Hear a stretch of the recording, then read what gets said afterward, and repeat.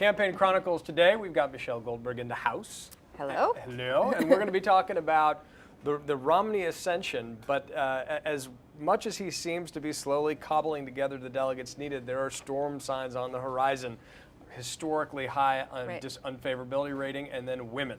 Not storm signs for him getting the nomination. Right. I mean, he's going to get the nomination. I'll bet you $10,000. $10,000? If I had Romney money, I'd bet you $10,000. But yeah, he's going to get the nomination, and I think there's a lot of reason to think that he's going to be a historically weak candidate. One reason, I mean, there's this latest polling, which is really interesting, showing that he's doing really, really badly with women voters. And the one that blew my mind on this is that USA Today swing state poll that came out on Monday, where if you look at the crosstabs, he's got a gender gap between men and women. That's not unusual. If you look at women under 50, it's 2-to-1. It's 61-30. I have never seen a gender gap like that. But you would have seen a gender gap like that if you have followed Mitt Romney's career. I mean, that's what I think is really interesting. And I'm writing about this right now, is that, you know, on the one hand, I think clearly a lot of this is attributable to the kind of broader war on women, the contraceptive thing, the fact that Mitt Romney can't find it in his heart to condemn Rush Limbaugh's comments about women who want insurance coverage for their medications being sluts. But Romney's actually had this problem again and again in his career. So I was reading back through the archives stories about his first race with Ted Kennedy, or his Senate race against Ted Kennedy.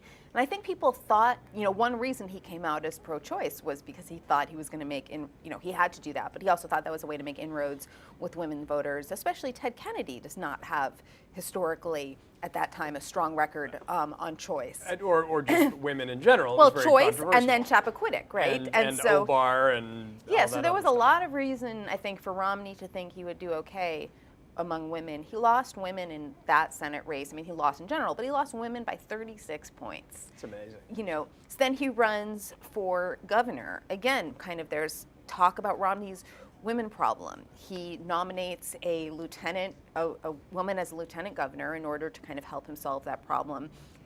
And then kind of gets in trouble for it. Her name's Carrie. He accidentally calls her Sherry in a radio interview, which is, you know, you would think that you could at least nail down the name of your lieutenant governor. Seems like a fair standard. And when you just look at him, when you look at his history, I mean, some people have criticized Obama for having kind of a men's club, or a boys' club.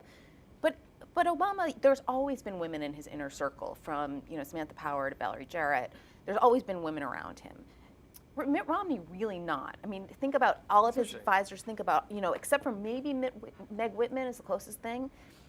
But I'm trying to think about any senior advisors to the Romney campaign who are on a very senior level who are women. I actually and I think he just gives the impression of being, I'd love to be wrong, somewhat condescending and just not very interested. You know, it's interesting when he was talking about women on the trail, and he kind of said something like, "I wish my wife was here; she can answer that," as you know, as if this is, you know, that kind of issue. Well, I mean, but Ann Romney is really turning into his most effective surrogate in some respects, because she does soften him. I guess, I don't know. I mean, I know that this is the meme, or this is the conventional wisdom, that Ann Romney is some appealing figure, which, you know, maybe there are people out there who see that.